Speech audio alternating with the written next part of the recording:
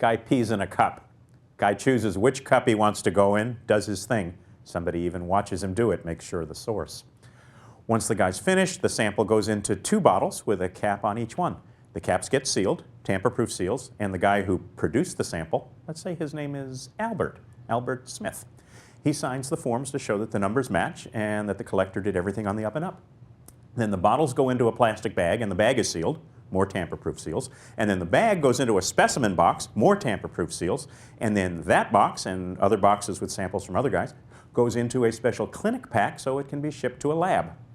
And when it gets to the lab a couple days later, all the seals are still in place, no tampering, no signs of foul play whatsoever, and Albert's sample tests dirty for a banned substance.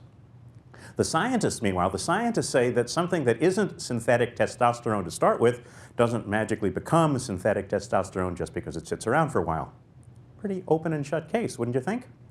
Now, what if the guy's name isn't Albert? What if the guy's name is Ryan Braun? Brewer Nation is squirming this week. I've got to tell you, I watched Ryan Braun's statement at his press conference last week, and it's the best defense I've ever heard from an athlete or even a politician. You know who else has a really good defense? The guy who collected and sealed and stored and shipped those samples. That guy, by all accounts, has a great reputation in his field too, just like Ryan Braun does in his. And that guy insists he followed proper procedures every step of the way. So, who do you believe? Oh, I know who you want to believe, but if you wouldn't have believed him when his name was Smith, are the facts any different when his name is Braun? Say it ain't so, Joe. What if you're lying, Ryan?